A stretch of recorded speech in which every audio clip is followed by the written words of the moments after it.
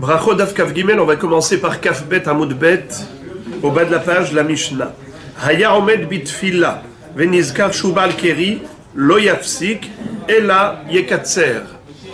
Cette Mishnah va conclure le sujet qu'on avait étudié jusqu'à présent, à savoir le Inyan de Baal Keri. Et elle nous dit que le Baal Keri, cet homme qui a eu soit une pollution nocturne, soit une perte de semences, soit une relation avec son épouse, dans tous les cas de figure, à l'époque de Ezra Sofer avait fait une takana que le Baal Keri n'ait pas le droit d'étudier la Torah, ni même de prier, de lire le schéma, des brachot. On avait vu la Mishnah qui disait qu'il ne peut que penser au schéma et au Birkat Hamazon. Mais il n'a pas le droit de réciter verbalement. Ça, c'était la première opinion de Tanakama. Rabbi Uda disait Mevarech lifnem ou lacharehem. On avait vu longuement tout le débat, quelle était la raison pour laquelle Rabbi Uda n'était pas d'accord. Et la Gemara avait cité une braïta qui relate l'opinion de Rabbi Uda ben Betera, qui carrément va dire qu'il n'y a aucun problème. Divrei Torah lo mekablim tum'a. Les paroles de Torah ne sont pas impactées ou influencées par la tum'a de l'homme, et de ce fait, la porte est ouverte, on peut étudier la Torah même sans aller au mikvé, et c'est d'ailleurs la halacha. Il n'y a que les mahmirim qui ont adopté la humra comme à l'époque de Ezra Sofer. Et on avait vu que plus tard, les chachamim avaient donné même une autre option.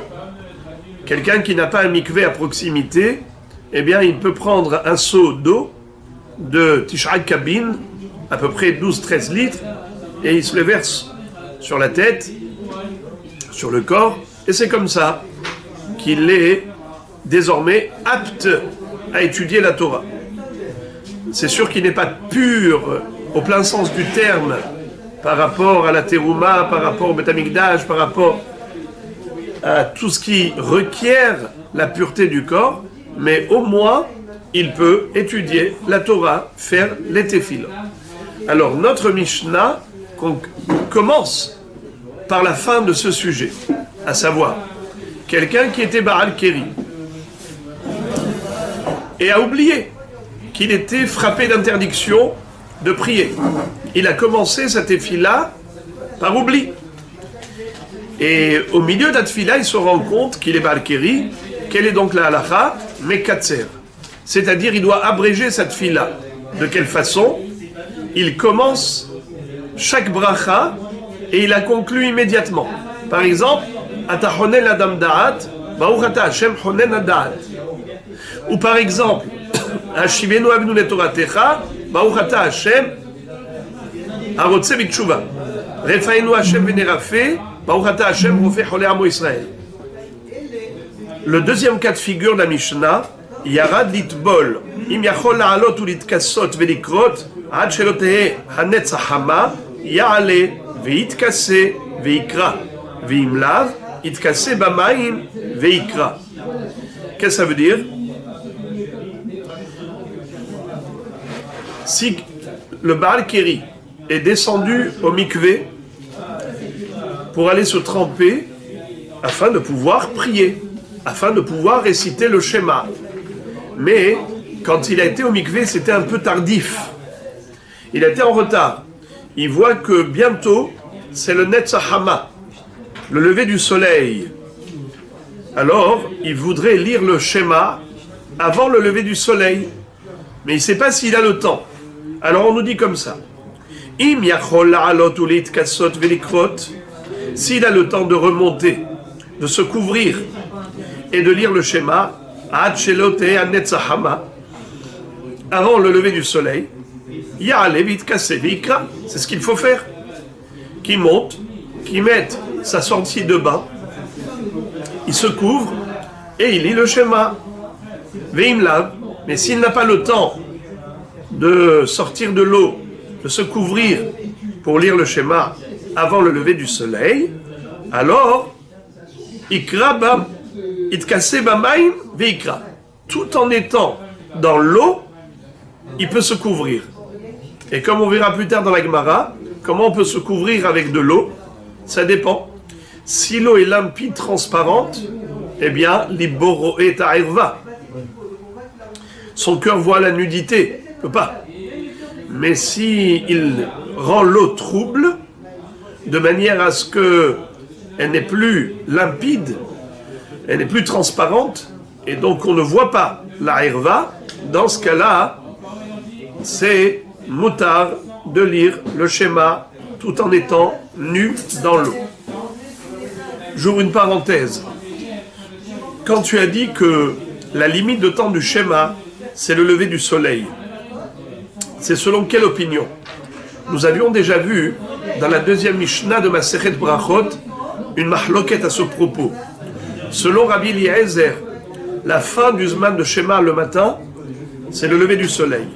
Selon Rabbi Yoshua, c'est Ad Shalosh Sha'ot, jusqu'à la 3e heure. Sheken derech bene melachim la'amod b'shalosh sha'ot. On a l'impression que la Mishnah ici a tranché la halakha comme Rabbi Eliezer, alors qu'en réalité, la halakha est comme Rabbi Yoshua.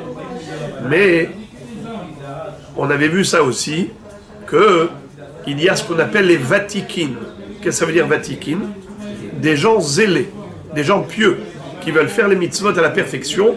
Même d'après Rabbi Yoshua, il vaut mieux faire le Kriyat Shema avant le lever du soleil, comme ça après on enchaîne avec la Hamida juste au lever du soleil. Ira'ucha im shamesh velifne yareach dordori. Donc c'est juste une parenthèse de ce que nous verrons de toutes les façons dans le Daf Kafé, où la Gemara va faire remarquer que notre Mishnah nous a limité par rapport à la lecture du schéma au Zman de Netzahama, du lever du soleil. Continuons. Velo itkase lo b'maim haraim velo b'meh mishra. Qu'est-ce que ça veut dire? Faut pas se couvrir avec de l'eau qui est sale, de l'eau qui a une mauvaise odeur, de l'eau où on a laissé tremper des choses qui ont fait que, comme de l'eau des égouts, des eaux usées, eh bien, quelqu'un qui se trouve là-dedans, même s'il a voulu se tremper là-dedans en tant que mikvé, mais il n'a pas le droit de lire le schéma à l'intérieur, parce qu'il y a une mauvaise odeur, une odeur nauséabonde. C'est assourd. Pareil, l'eau qui a servi au trempage des tiges de lin. Comment on fabrique le lin? On prend les tiges de lin, on les laisse tremper dans un bassin, et une fois que ça a bien ramolli, on va concasser ces tiges pour avoir des fibres de lin qui permettent la fabrication du fil.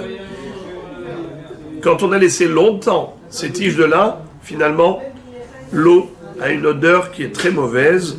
On ne peut pas se permettre de lire le schéma avec une mauvaise odeur.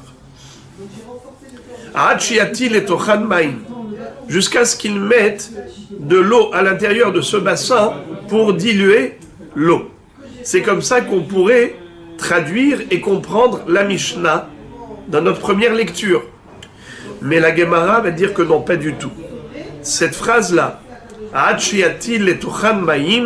ne se rapporte pas au din précédent de l'oïd kassé l'obemaïm haraim velobeme hamishra. On ne parle pas du bassin d'eau sale ou d'eau de lin. Pourquoi? Parce que en mettant un peu d'eau dans un grand bassin comme celui-là, tu ne vas pas corriger, tu ne vas pas réparer le problème. Alors, de quoi parle-t-on quand on a dit il faut mettre de l'eau propre pour diluer l'eau sale? De quoi on parle? D'un bassin d'eau sale? C'est pas possible, il n'y a pas assez d'eau. Combien d'eau tu vas mettre? La Gemara dit Hasure me hasra ve'achi katane. Et Rachid déjà là nous le cite que on parle des urines. On parle de toute autre chose.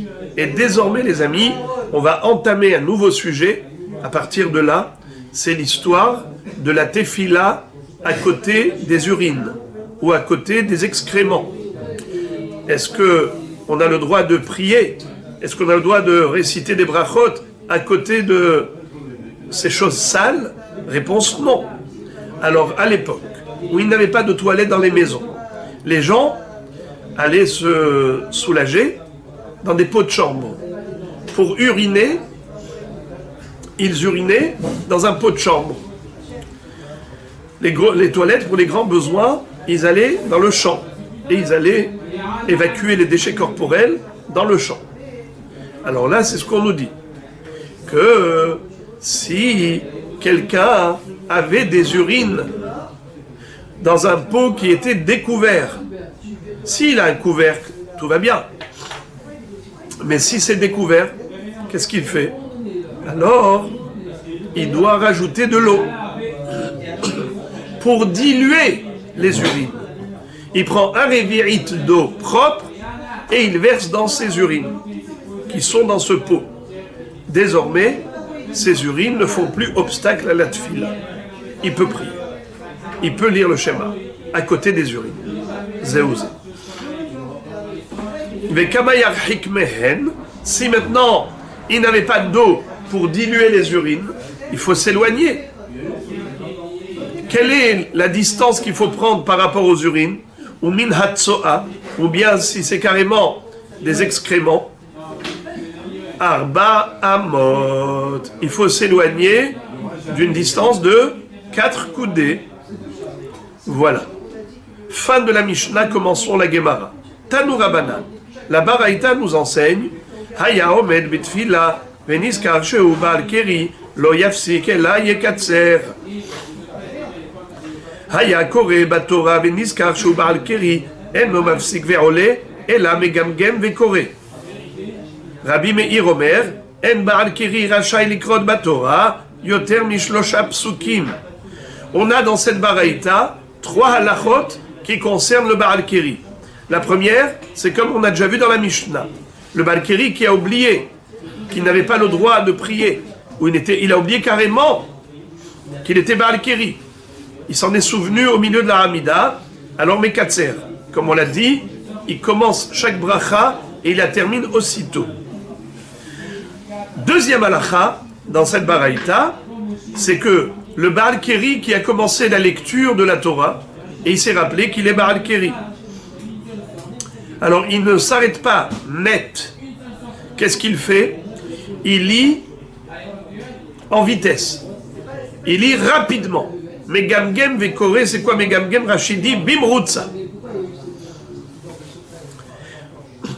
Et Rabbi Meir ajoute que Bichlal, même en lisant vite, il n'a pas le droit de lire plus que 3 psukim.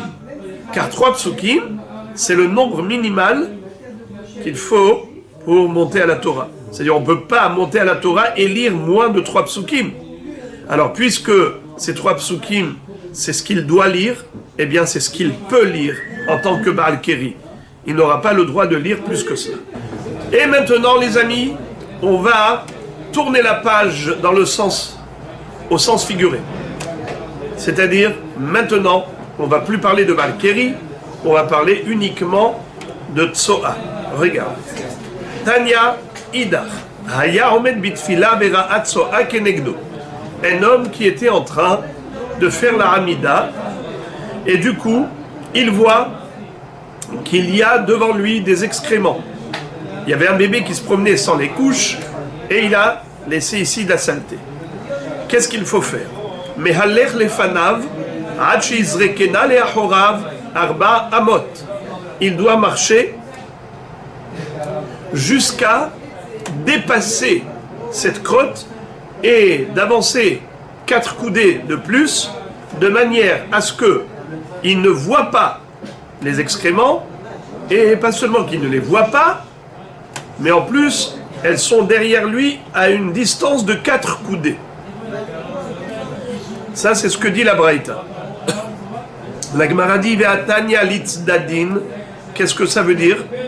Pourtant, il y a une Braïta qui dit qu'on n'a pas besoin de dépasser la Tsoa. Il est suffisant rien que de s'éloigner de 4 coudées. Litzdadin, ça veut dire que Ça n'a pas besoin d'être derrière son dos, ça peut être à ses côtés, juste il faut respecter la distance de 4 coudées. La Gemara répond, la kashia. Hade efshar, hade la efshar. Ça dépend. Imaginons, tu as un mur devant toi, et la tsoa se trouve à côté du mur. Alors comment tu vas faire pour avoir la tsoa derrière ton dos? Mais la tsoa elle est collée au mur et toi tu es collé au mur. Comment tu vas faire pour avancer et laisser la tsoa derrière toi? Tu ne peux pas. La seule chose que tu peux, c'est t'éloigner de 4 coudées. Mais si la tsoa elle est au milieu de la salle, ça ne suffit pas de te mettre à côté d'elle et de t'éloigner de 4 coudées. Il faut carrément dépasser et la voir derrière ton dos à une distance de Arba Amot. Encore. Hayam itpalel ou matzat so'ab imkomo. Un homme qui était en train de prier et il a trouvé, après la tfila, une tsoa, c'est-à-dire de la côte. Amar Rabba, afalpi shehata, tefilato, tefila. Rabba nous dit, bien que cet homme a fauté, malgré tout cette tfila en est une. Quelle est la faute de cet homme? C'est qu'il n'a pas vérifié si c'était propre. C'est-à-dire que il s'agit ici d'une maison où il peut y avoir de la saleté. Il y a des enfants qui se promènent sans couche. Et donc, c'est pas quelque chose qui est complètement imprévisible. Il aurait dû être prévoyant et prendre à cœur la nécessité de faire une fila dans un lieu propre. Et donc, avant de commencer cette fila, il aurait dû vérifier. Donc, cette fila, elle est au début en faute, mais a posteriori, bedi'avad, tefilato, tefila. Matkif la Rava, Rava avec Aleph, qui était l'élève de Rabba avec He, lui pose une question et lui dit, Rabbi, Veha zevach reshaim to'eva, le korban des reshaim, c'est une abomination. Et là, Marava, Ho'il vehata, afalpi shitpalel tefilato to'eva. Qu'est-ce que ça veut dire? Au contraire, tu as raison. Même si Bedi Avad, il a déjà fait la tfila, il doit la recommencer. Pourquoi? Car la tfila est semblable au korbanot.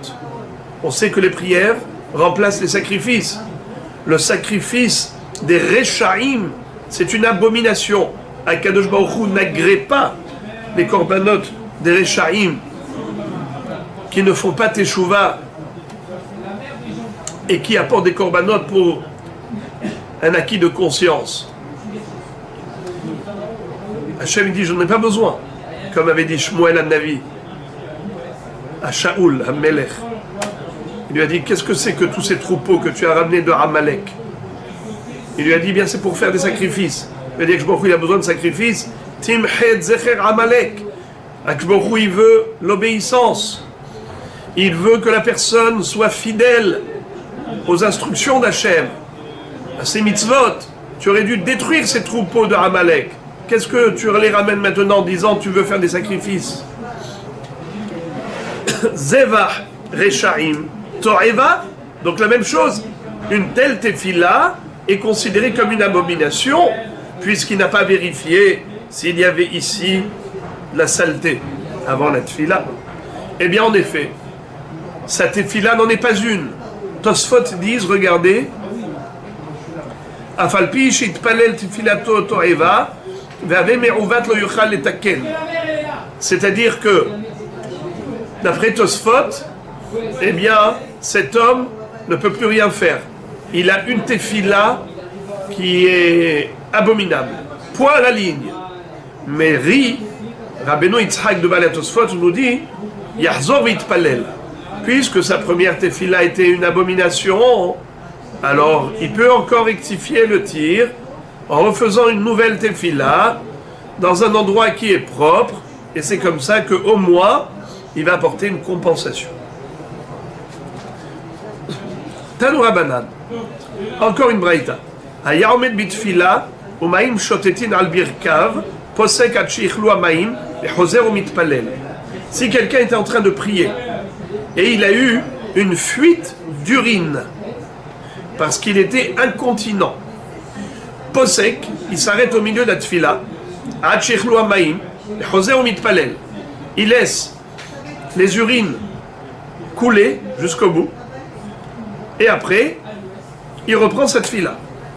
La Gemara demande, Lechan Hoser, lorsqu'il reprend cette tfila, est-ce qu'il doit recommencer depuis le début de la tfila ou bien non, juste à partir de l'endroit où il s'est arrêté? Mahloket. Rav Rizda Rav Amnuna. Had Amar Hoser les roches, Had Amar les makom chez Pasak. D'après là, il faut recommencer toute la Hamida parce qu'il y a eu une interruption, tandis que pour l'autre, il reprend que de là où il s'est arrêté. C'est-à-dire qu'il devait s'arrêter pour laisser les urines couler, puisque malheureusement il n'arrivait pas à se retenir. Et une fois qu'il a terminé d'uriner, il reprend à partir de là où il s'est arrêté. La Gemara demande quel est l'objet de leur discussion. Lima behaka mefalge, n'est-ce pas que c'est certainement le débat suivant qui était l'objet de leur discussion. Mor savar im shahak edeligmor et kula hoser les roches ou mor savar les makom chez Pasak. Qu'est-ce que ça veut dire? La Gemara tente d'expliquer ainsi que la mahloket entre les deux rabbanim, elle est la suivante. Pendant que cet homme s'est arrêté pour uriner, il faut croire que cet homme-là, Skin, avait des problèmes urologiques et donc ça a pris du temps. Certainement quelques gouttes, après encore quelques gouttes. Ça a pris du temps. Combien de temps il s'est arrêté? Énormément de temps. Le temps de toute la tfila. C'est-à-dire, généralement, comment on mesure un hefsek bishtika? Par exemple, au milieu de la Megillah, on s'est arrêté. Et après, on a repris. Qu'est-ce qui s'appelle hefsek? On n'a pas parlé. On s'est juste arrêté. Eh bien, Shaha Kede Ligmor et Kula. Si on s'est arrêté le temps de lire toute la Megillah, pareil, le schéma, qu'est-ce qu'on appelle Hefsek au milieu du schéma? Shaha Kede Ligmor et Kula. Si on s'est arrêté le temps de lire tout le schéma, au milieu de la Hamida, qu'est-ce qu'on appelle Hefsek? Shaha Kede Ligmor et Kula. Il s'est arrêté le temps de lire toute une Hamida. Alors c'est de cela qu'on parle.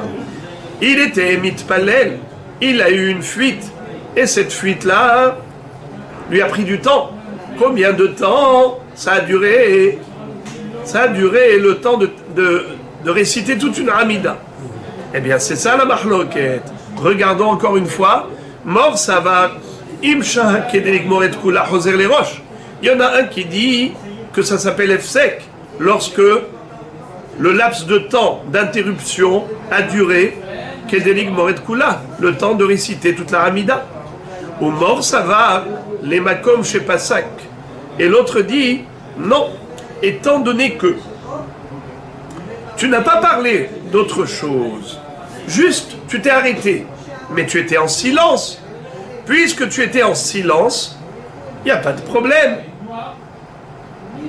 Regardez Rashi.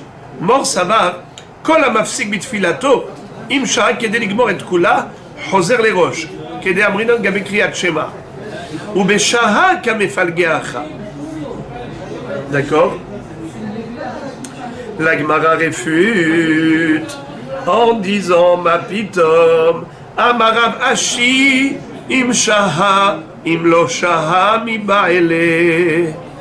Alors si c'est ainsi, la Baraïta aurait dû le préciser en disant tout dépend de la durée du hefsek. Si le temps qu'il urine c'était un temps de shahak edeligmor et kula, alors dans ce cas-là il y en a un qui va dire c'est une interruption et l'autre par contre si la durée de temps elle était inférieure à Kedeligmor et Kula, alors la tefila, c'est pas considéré comme un hefsek, il reprend que Mimakom chez Pasak. Je répète. Si Shaha Kedeligmor et Kula, Hoser les roches. Lo Shaha Kedeligmor et Kula, Hoser les Makom chez Pasak. C'est ça ce qu'il aurait fallu dire d'après le premier Mandéama. Et le deuxième, il dit Ben Kar ou Ben Kar, Hoser les Makom chez Pasak. Si c'était de cela qu'il s'agissait.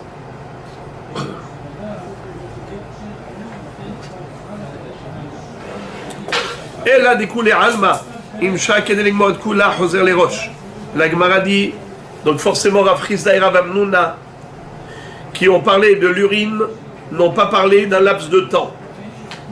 Ça veut dire que Béhémet, si l'interruption au niveau temporel avait duré Kedé, Ligmor et Kula, tout le monde serait d'accord pour dire que ça s'appelle Hefsek et Hoser les roches. Il aurait dû recommencer depuis le début de la Hamida. Ici, on parle de quelqu'un qui a uriné parce qu'il était incontinent, mais ça n'a pas duré longtemps. Certainement pas le temps de terminer toute une Hamida. Par conséquent, quel est l'objet d'un mahloket? Et là, du coup, Alma im shaha kedeligmor et kula choser les roches. Hatam bedelo shaha kamefalge. Mor savar gavra dehuyahu ve'en ra'uy ve'en tfilato tefila. Ou mort savar gavra haziahu tfilato tefila. La mahloket entre eux, elle est par rapport au principe. Est-ce qu'un homme qui a envie d'aller aux toilettes et il se retient, est-ce que à ce moment-là, un homme qui se retient d'aller aux toilettes s'appelle apte à la tfila ou bien inapte à la tfila? C'est ça l'objet de la discussion. Celui qui a dit que Hoser les Makom chez Pasak, ça veut dire il continue après sa tfila normalement, il s'est arrêté juste le temps d'uriner, parce qu'il pense que même la première partie de la tfila, elle était valable. Pourquoi? Parce que c'est pas un problème le fait qu'il avait besoin d'aller aux toilettes. C'était une tfila.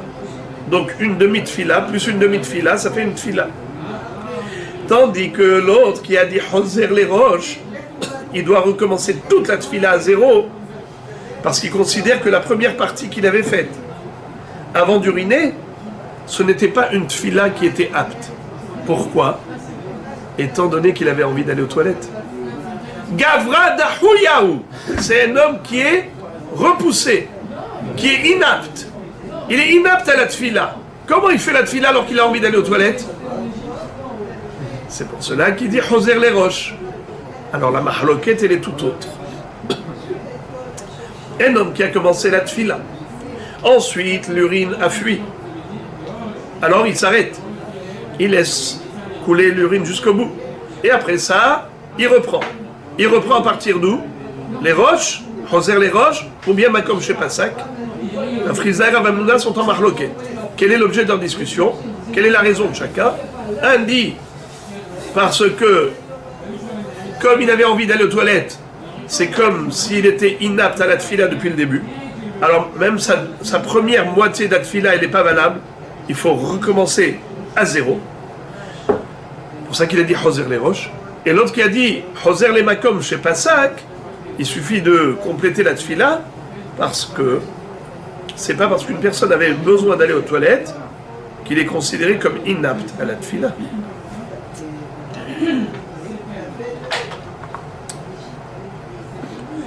Toujours à propos du même sujet. Tanoura Banan. Hanitzrach lin kavav anitpalel ve'im itpalel tefilato to'eva. Celui qui a besoin d'aller aux toilettes et il s'est retenu et il a prié dans ces conditions, sa prière est une abomination. Amar Rav Zevid ve'tema Rav Yehuda lo shanu ela sheno yachol lishhot be'atzmo אבל אם יכול לשהות בעצמו תפילתו תפילה ועד כמה אמר רב ששת עד פרסה. Qu'est-ce que ça veut dire? Quand est-ce que l'on considère qu'un homme qui a envie d'aller aux toilettes n'a pas le droit de prier. Et s'il a prié, c'est une to'eva, c'est une abomination. C'est seulement s'il ne pouvait pas s'abstenir d'aller aux toilettes le temps de marcher une parsa.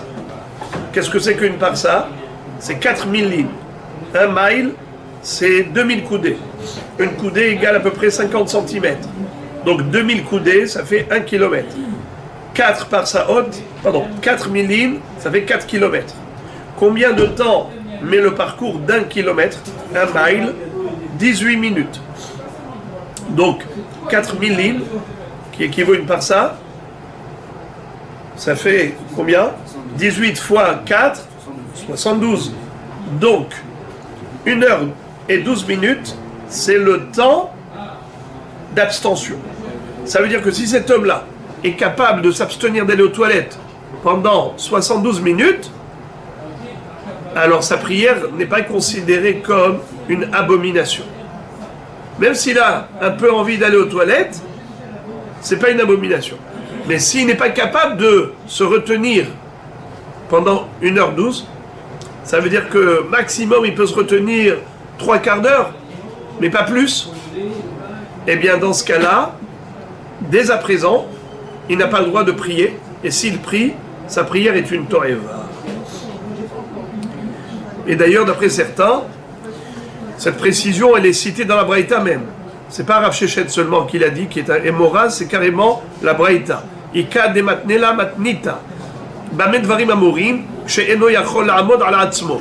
Aval im yachol la'amod ala atzmo, tefilato tefila. Be'ad kama, amar Rav Zevid, ad parsa. Bon. Je voudrais vous lire un commentaire par rapport à cette halakha. Rambam, dans Ilchot Fila, la question est de savoir est-ce que c'est uniquement par rapport à des gros besoins ou bien même des petits. Nehleku aposkim im hadin shechozer umitpalel u davka be'ayat tzarich ligdolim ksheitpalel ou gam be'ayat tzarich lektanim le'ashtin. Qu'est-ce que ça veut dire? La halakha qui nous dit que la tfila c'était une abomination et par conséquent, qu'est-ce qu'il doit faire ce monsieur? Il doit aller aux toilettes, se soulager et ensuite refaire la hamida. Parce que la hamida qu'il avait priée auparavant, elle n'est pas bonne. Elle est to'eva. On avait vu que Ri disait qu'il fallait refaire. Alors le bi'ur halakha nous dit que une sage din zetalui mahloket akodemet לעניין מים השוטטים אם חוזר למקום שפסק פני לגברה חזיה. היינו, אף על פי שנצרח לקטנים, מכל מקום תפילתו תפילה. או שחוזר לראש, פני שגברה דחויהו. דהיינו, מכיוון שהיה צריך לקטנים, אין תפילתו תפילה. הרי שנחלקו, אם הנצרך לקטנים, נדחה מן התפילה או לא. וזהו לכאורה רק פירושו של רש"י וסוגיה. Qu'est-ce que ça veut dire? C'est que, en effet, est-ce que les Maïm Ktanim sont considérés comme Maïm Gdolim? Les grands besoins, c'est comme les petits besoins? Plutôt, est-ce que les petits besoins, c'est comme les grands besoins? On vient de dire que par rapport aux grands besoins, s'il ne peut pas se retenir dans une parsa, sa tefila elle est to'eva, et il faut recommencer la prière. Qu'en est-il de Maïm Ktanim? Réponse.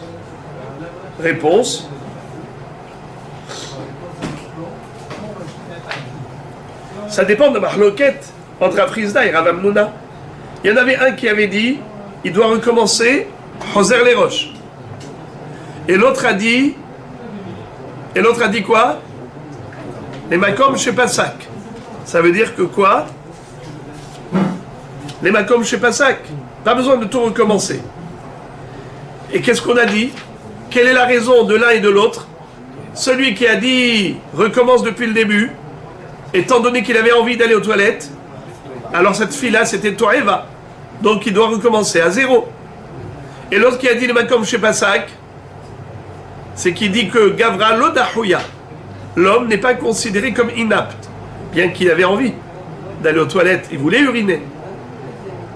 Il n'a pas besoin de recommencer à zéro, il poursuit, il continue. D'accord ? Ça veut dire que quoi ? Que d'après lui, quelqu'un qui avait envie d'uriner n'est pas considéré inapte à la tfila. C'est très beau. La halakha, elle est comme qui d'ailleurs ? Exactement. Bah, comme chez Pasak. La halakha, elle est que cet homme peut reprendre la tfila depuis là où il s'est arrêté, avant d'uriner. Pas besoin de recommencer à zéro. Alors, ça veut dire qu'il y a une différence entre quelqu'un qui a prié quand il avait envie d'uriner ou quelqu'un qui a prié lorsqu'il avait envie d'aller pour les grands besoins. Si c'est pour les grands besoins et qu'il ne pouvait pas se contenir pendant 72 minutes, cette fila les to'eva, il doit recommencer à zéro après avoir été aux toilettes. Mais si c'est pour les urines, même s'il ne pouvait pas se retenir 72 minutes, et qu'il a prié en se retenant, bien que c'était pas bien, mais Bédir Avad, la tfila n'est pas to'eva. Car la halakha, elle est comme celui qui dit Choser les makom chez Pasak et pas Choser les roches.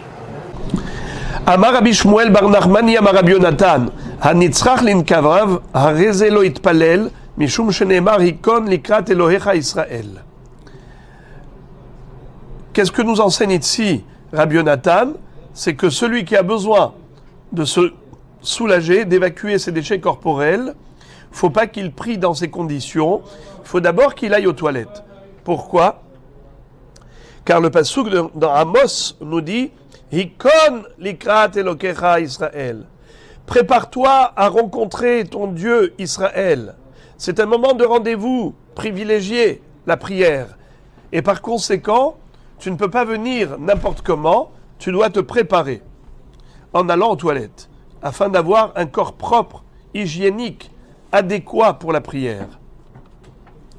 Ve'amar Rabbi Shmuel bar Nachmani amar Rabbi Yonatan, Maï dirtiv, shemor raglecha kasher telech el bet Elohim, shemor atzmecha shelo teheta, ve'im teheta have korban lefanai. Ve'karov lishmoa, amar Rava, heve karov lishmoa divrei chachamim, she'im chot'im mevi'im korban, ve'osim teshuva. מיתת הכסילים זבח, אל תהי ככסילים שחוטאים ומביאים קורבן ואין עושים תשובה. כי אינם יודעים לעשות רע. Alors, Rabotai, je ne voudrais pas vous lire et vous traduire, je voudrais d'abord vous faire lire le pasouk qui figure ici sur le côté droit, vous l'avez, regardez sur la colonne de droite, le pasouk dit dans Kohelet, Shemor raglecha, ka'asher telech el bet Elohim. Préserve tes pieds lorsque tu vas aller à la maison d'Hachem. Vekarov lishmoa, et sois proche pour écouter. Mitet akesilim zavah, plutôt que le sacrifice des gens idiots, des imbéciles. Qui enam yodaim la asodra, car ils ne savent pas faire le mal. J'ai traduit littéralement le pasouk. Ce pasouk-là, pourquoi la Gemara l'a cité ici? Quel rapport avec notre sujet? C'est que la Gemara va nous donner ici deux interprétations. La première ne nous concerne pas du tout. La deuxième, c'est exactement le sujet. Alors regardez, je vais faire à titre pédagogique une inversion chronologique. Je vais d'abord donner le pirouche, le deuxième, qui est celui qui nous concerne, pour qu'on comprenne pourquoi on a cité ce pasouk. Qu'est-ce qu'il vient faire? On aurait dit un cheveu dans la soupe. Alors regardez le deuxième pirouche, c'est celui de Rav Ashi. Rav Ashi ve'etema Rabbi Hanina bar Papa Amar, shemor nekavecha Besha'a shata omed bitfila lefanai. Qu'est-ce que ça veut dire? Toda rabba.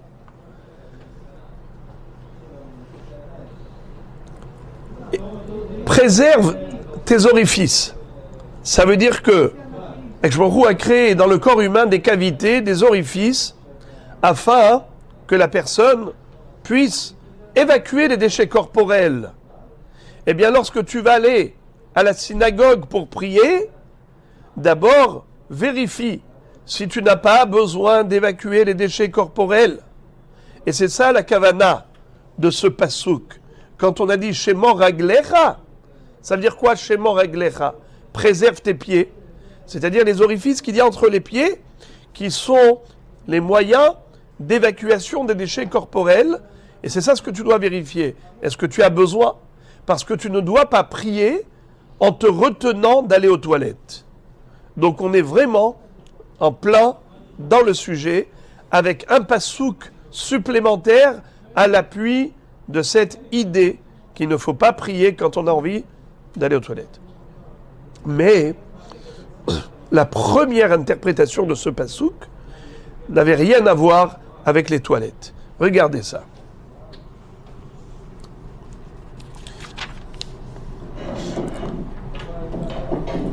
Amar Rabbi Shmuel bar Nachmani, Amar Rabbi Yonatan, Maï dirtiv shmor raglecha kasher telech el bet haElokim.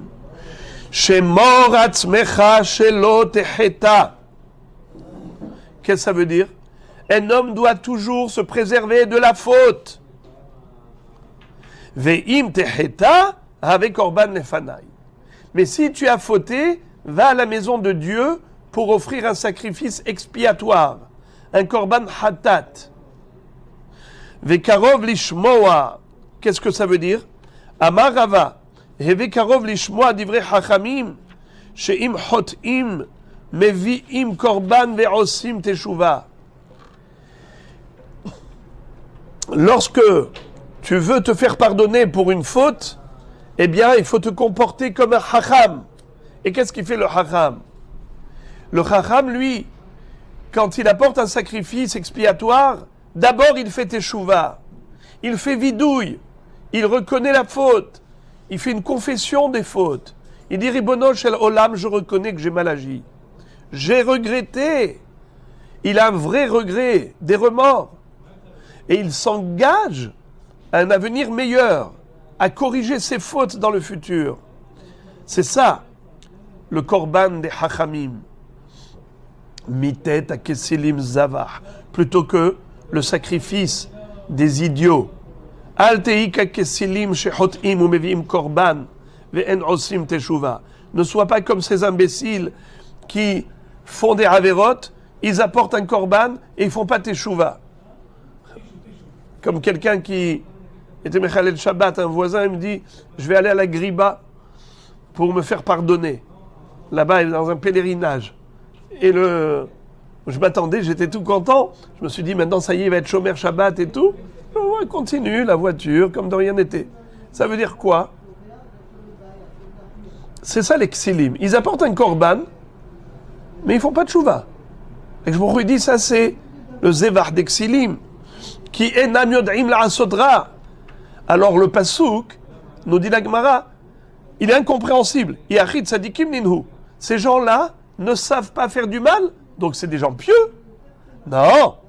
Et la alteika kesilim shehotim ou meviim korban ve'nam yod'im im ala tova im meviim im ala ra'a im meviim. Amar Akadosh Baruch Hu ben tov lera enam mafhinim ve'em meviim korban lefanai. C'est-à-dire, ne soyez pas comme ces imbéciles qui, eux, apportent des corbanotes, ils ne savent même pas pourquoi ils apportent. Pour le mal ou pour le bien. N'importe quoi. Tu apportes un korban, c'est pour te faire pardonner. Ça veut dire que tu comprends qu'il y a une faute. S'il y a une faute, alors fais d'abord tes chouvas. Dis d'abord pardon Hachem. Je ne vais plus recommencer. Il ne sait pas ce qu'il fait quand il apporte un korban. Ne sois pas comme ça. Sois conscient et cohérent.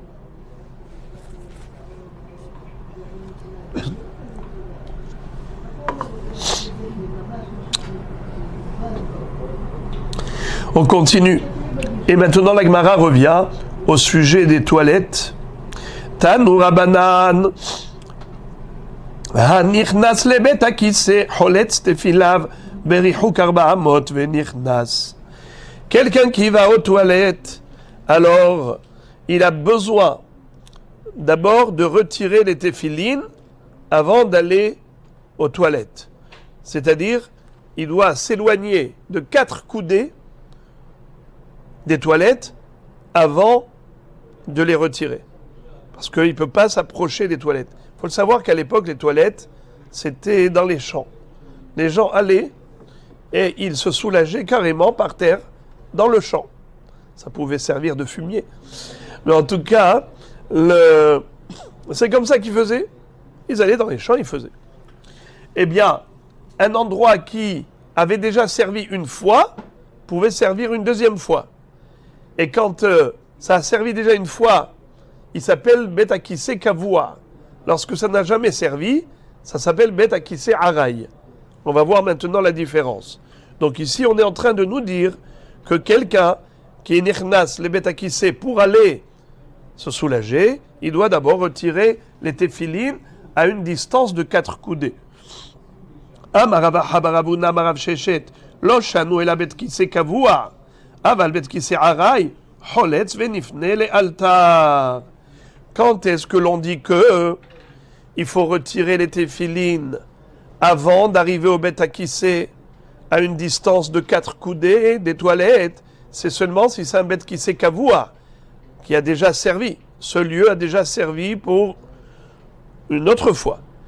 Mais si c'est un Bet Kissé Araï, ça veut dire que c'est un endroit nouveau qui n'a jamais servi. Eh bien, la personne, si elle arrive pour la première fois, eh bien, il suffit qu'elle retire ses téphilines avant de se soulager et elle garde les téphilines dans sa main.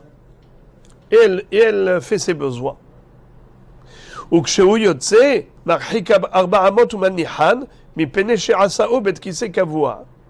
Mais quand maintenant il va remettre les téphilines, il faut d'abord qu'il s'éloigne de 4 coudées et ensuite il va les porter.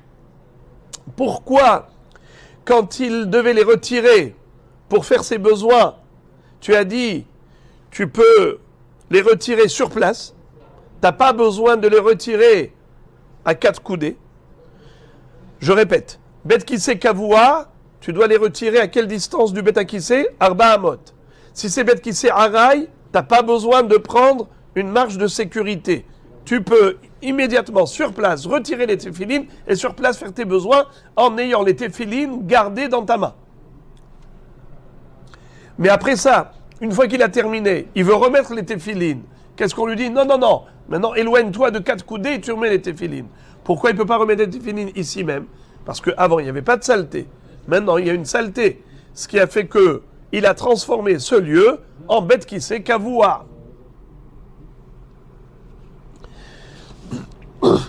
Ça, c'est ce qu'on a appris maintenant de la Braïta avec l'explication de Rav Acha bar Avuna, au nom de Rav Shechet. La Gemara se pose la question, Iba yaleu, ma'u sheikanes adam bitfilin, les Bet Kissé Kavua, les ashtin ma'im. Qu'est-ce que ça veut dire? La question maintenant, est-ce qu'un homme a le droit de rentrer aux toilettes, même Kavua, mais pas pour faire des gros besoins, juste des petits besoins. Uriner. Encore une fois. Ma'u sheikanes adam bitfilin, les Bet Kissé Kavua, les ashtin ma'im. Est-ce qu'un homme a le droit de rentrer aux toilettes avec les téphilines, pas pour faire des gros besoins, juste uriner? Mahloket. Ravina Shari. Rav Ada bar Matna Assar. Ravina a autorisé, Rav Ada bar Matna a interdit. À tout Shaïloua les Rava, on est venu, on a posé la même question à Rava, on lui a demandé quel est le din. À Marléou Assour. Il leur a dit c'est interdit d'aller aux toilettes pour uriner. Pourquoi? Haïshinan shemai pane bahen. Ve'amrela shemai yafiyah bahen. Pourquoi? Parce qu'il commence avec des petits besoins, mais du coup, l'appétit vient en mangeant. Eh bien, la même chose, le désir de se soulager, qu'il a eu au début juste pour des urines, peut se transformer en volonté d'évacuer pas seulement les petits besoins, mais également les gros.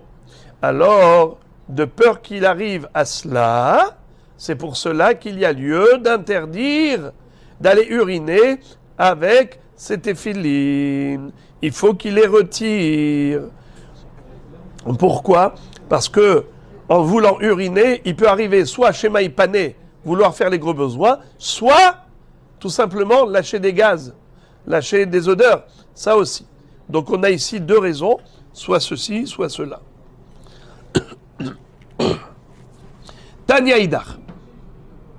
Hanichnas lebet akise kavua, holes tefilav, berichuk 4 amot, umanihan bachalon asamuch lirshut harabim.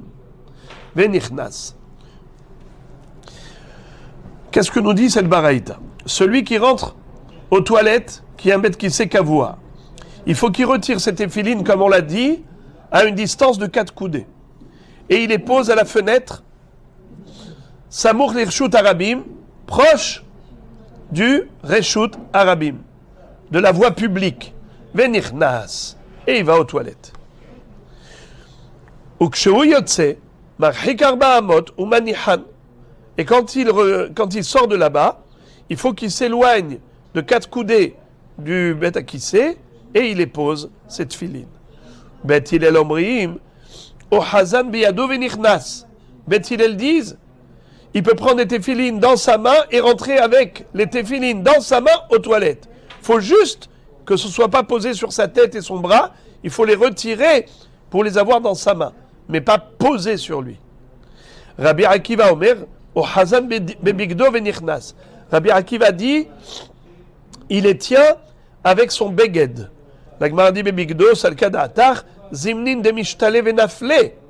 Mais si il les attrape comme ça, juste en tenant le beged, et les tfilines sont comme ça posées sur le beged, ils peuvent tomber, il peut oublier et les faire tomber. Et là, ima o hazan bebigdo ubiado venichnas. Rabbi Akiva dit, il faut qu'il les enveloppe avec son vêtement, avec sa veste, et ensuite, il tient avec sa main. Il ne faut pas qu'il les tienne directement avec la main qui soit découvert. Parce que ce n'est pas kavod de rentrer avec des tfilines dans la main, au Beth Akissé, comme on dit Beth Hillel. Il faut les envelopper avec son beged et les tenir avec sa main sur le beged.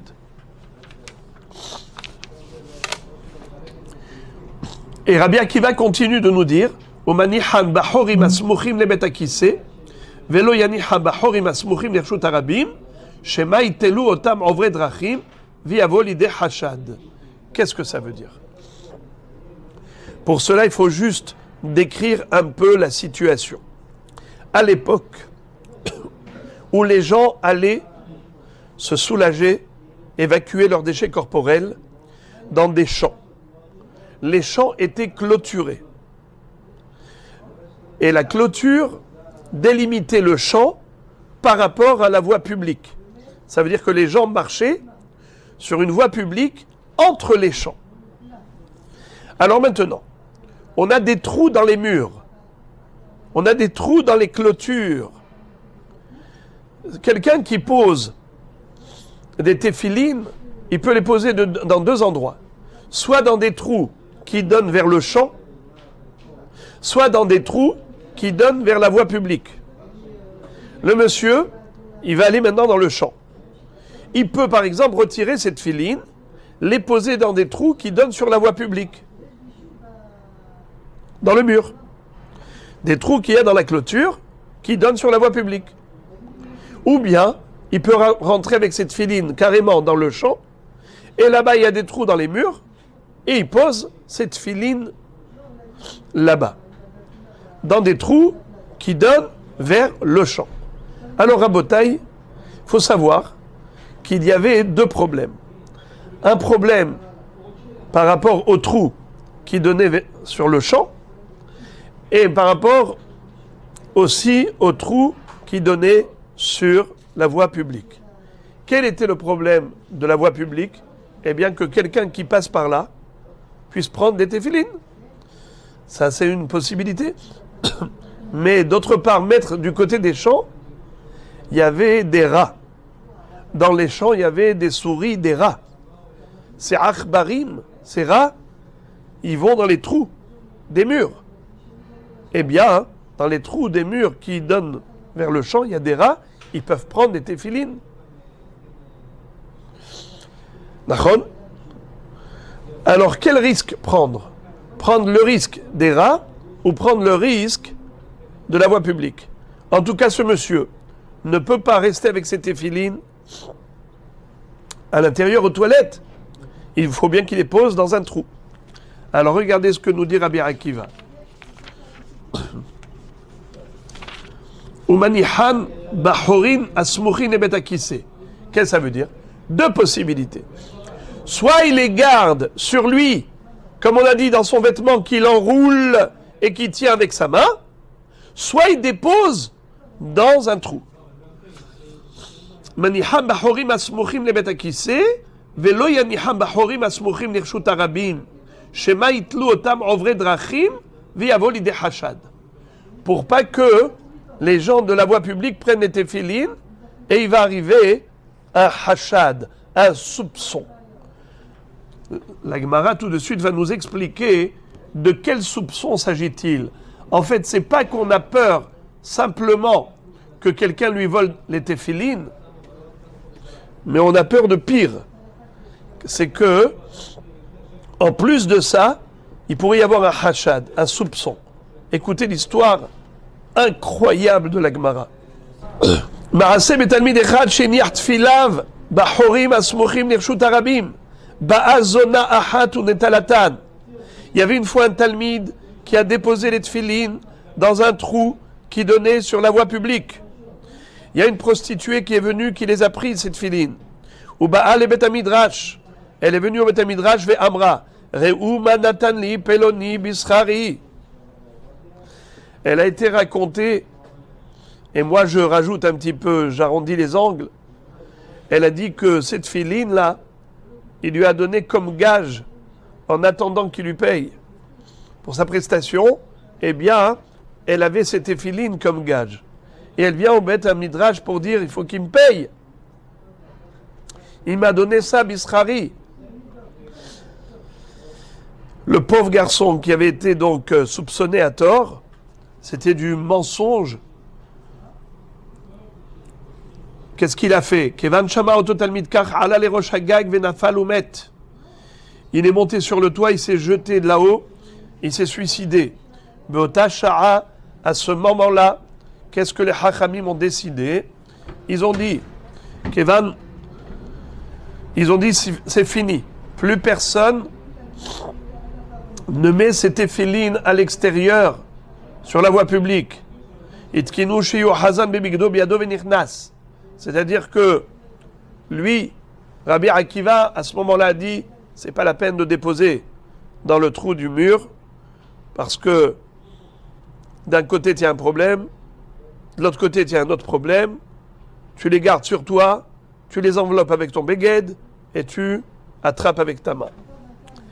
Encore une baraïta. Tanu Rabanan. Barishona, au début, on déposait les tfilines dans les trous qui donnaient sur le champ, vers le betakissé. Mais il y avait des rats et des souris qui venaient, qui les prenaient. Alors on a décidé de mettre les téphilines dans les trous qui donnent sur la voie publique, de l'autre côté.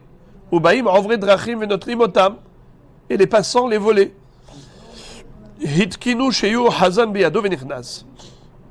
On a donc institué que la personne puisse prendre les téphilines avec elle, les envelopper, enfin plutôt les prendre dans sa main et faire rentrer à l'intérieur. Amar Rabbi Miyasha, Béré de Rabbi Yoshua ben Levi. Rabbi Miyasha, le fils de Rabbi Yoshua ben Levi, va dire Halacha golelan kemid sefer veo hazan biimino keneged libo. Qu'est-ce que ça veut dire? D'après lui, il faut simplement les envelopper, les enrouler avec les lanières, c'est-à-dire enrouler la lanière autour des boîtiers des téphilines, et il garde les téphilines dans sa main.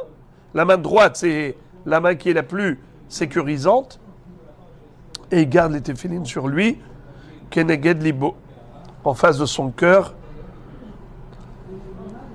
et il les garde.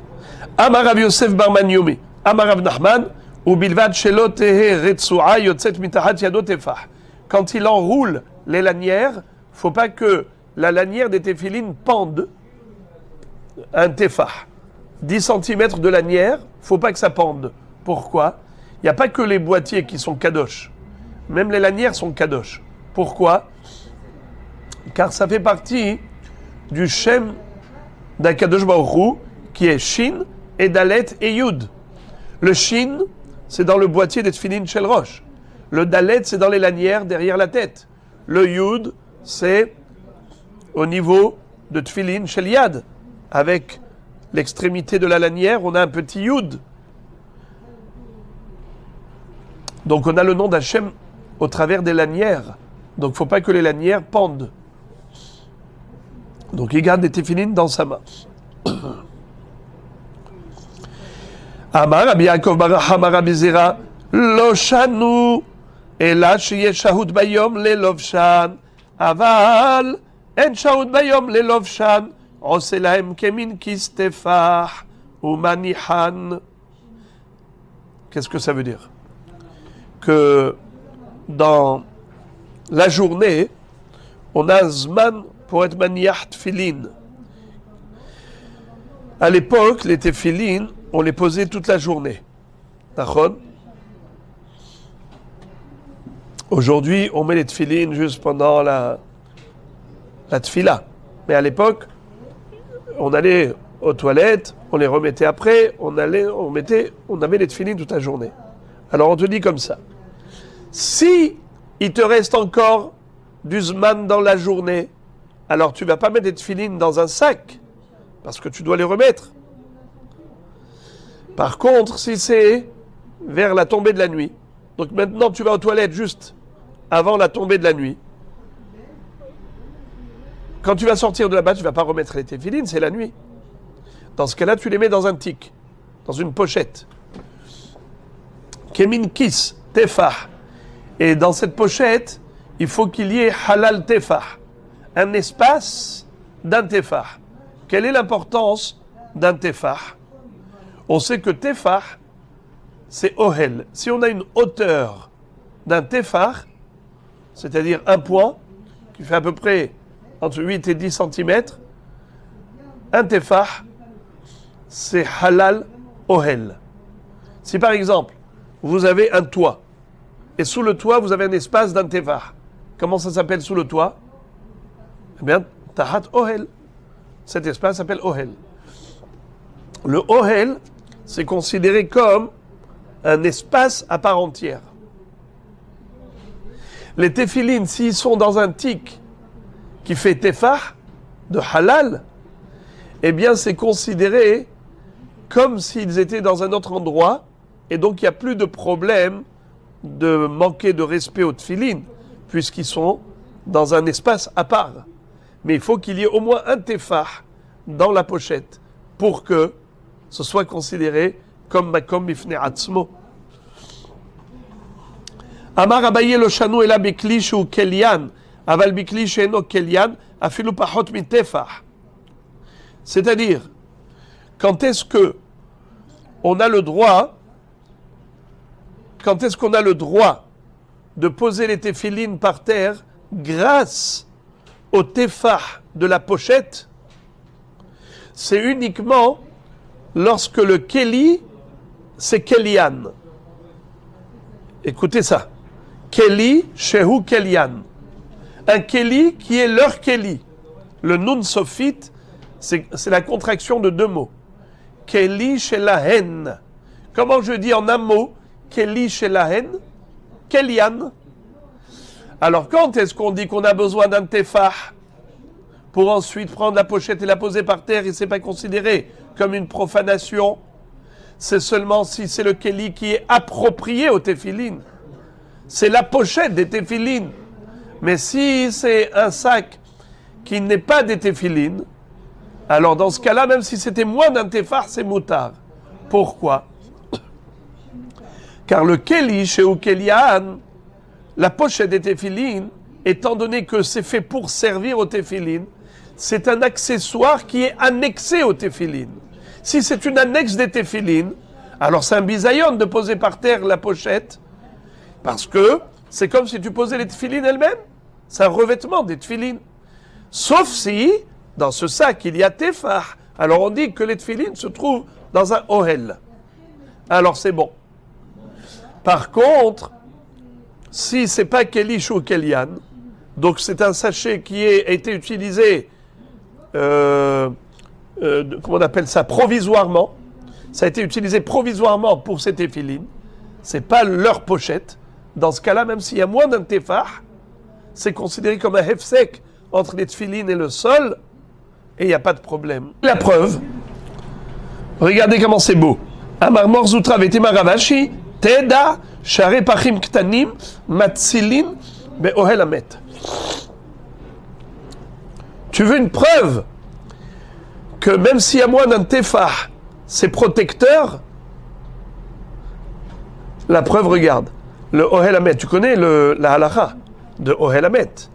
Lorsque nous avons des objets ou des aliments ou des personnes qui sont sous le toit où il y a un mort, s'il y a un mort sous le même toit, tout ce qui se trouve sous le toit, qui s'appelle Ohel, est tamé. Tum'at Ohel. Et pourtant, si on a par exemple un petit Keli, d'accord? On a Keli Heres, et il est Tsamit Patil. Il y a dedans des aliments, et il y a un bouchon, il y a un couvercle sur le Keli, et il est scellé. Même si le Keli il est tout petit, moins qu'un tefah, tout ce qui est à l'intérieur est tahor. Comment est-ce que le Keli est shomer? Pourtant il n'y a pas un tefah. C'est ça.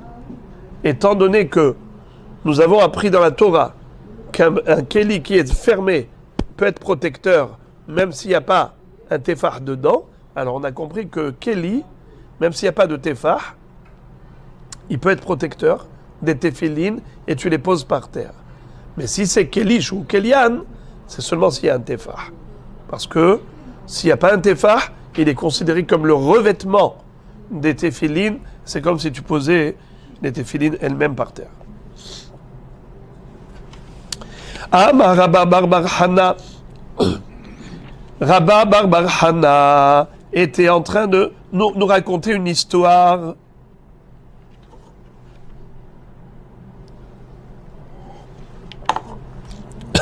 Rabba Bar Hana nous raconte l'histoire suivante. Qui ava azlinan batre de Rabbi Yohanan, qui ava ba'el mi'al le bet akise.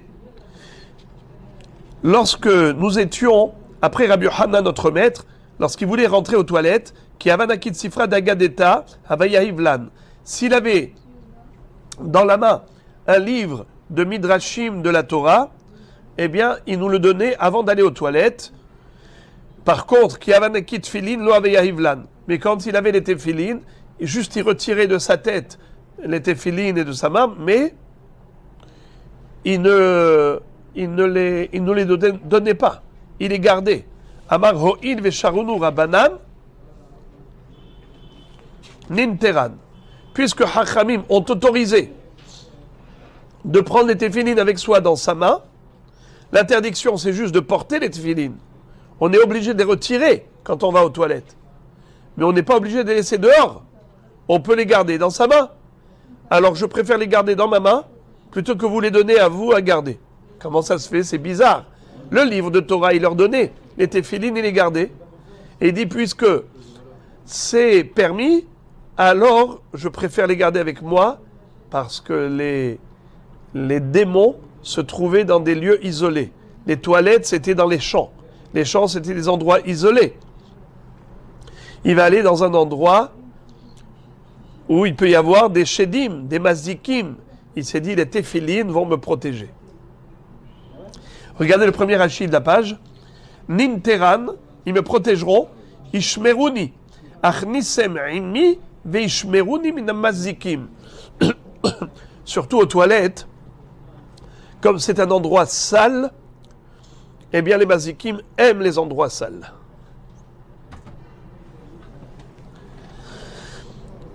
La même histoire avec Rav Nachman. C'est Rava qui raconte. Amaravaki Avazinon Batre de Rav Nachman qui avait un sifra d'Agadeta Yavlan. Quand on accompagnait Rav Nachman, parfois il allait aux toilettes, eh bien il nous donnait le livre de Agadeta qui avait un tefilin, lo Yavlan. Et lorsque il allait avec les tefilin, il les retirait, mais il ne nous les donnait pas à garder. Amar Ho'il Vesharunu Rabanan Nimteran. Puisque Hakramim nous ont permis de les retirer, de les garder avec soi aux toilettes, je préfère cette formule plutôt que de vous les donner, car ces tefilin me protégeront.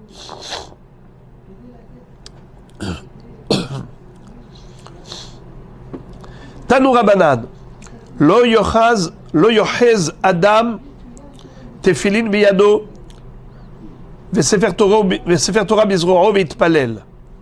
Un homme ne doit pas tenir dans sa main un sefer Torah ou bien des tefilin et il fait la tefila.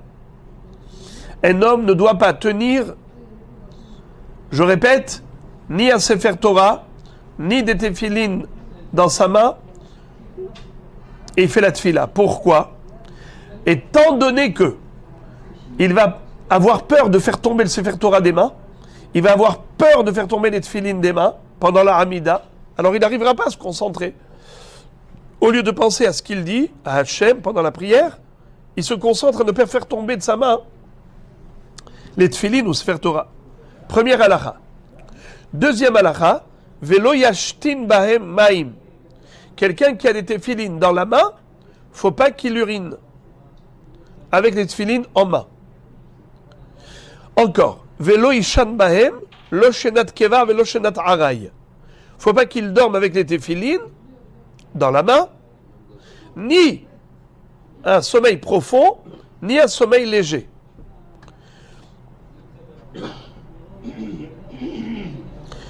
De peur que quoi?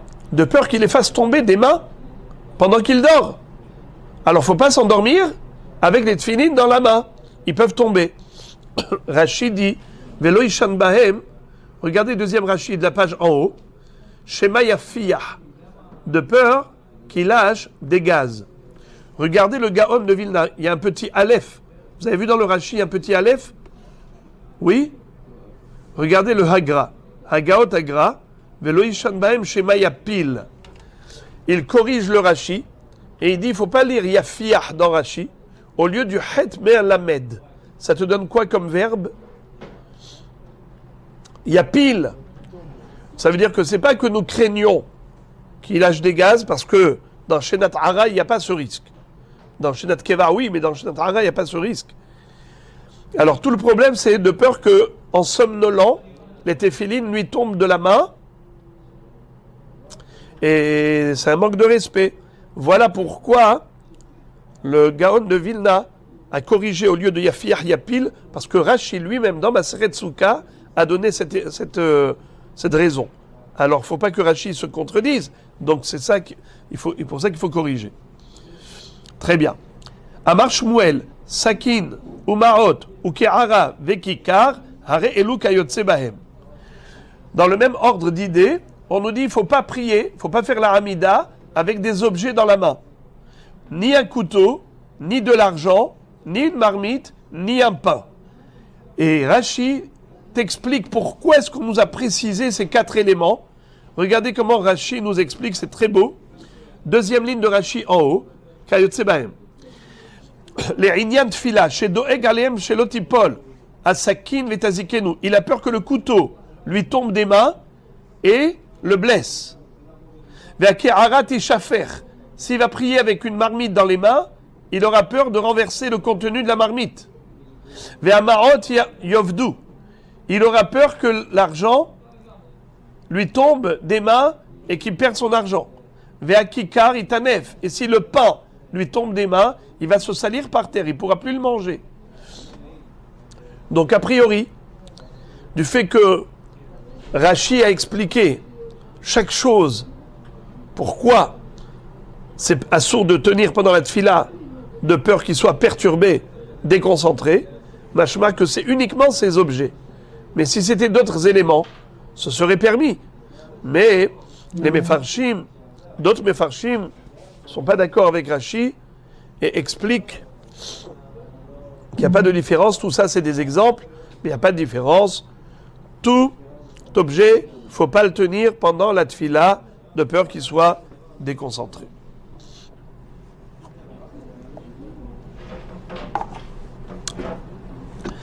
Amarav Sheshet, pardon, Amarav Sheshet, Litil Cheta ki hamatnita de Bet Shammai.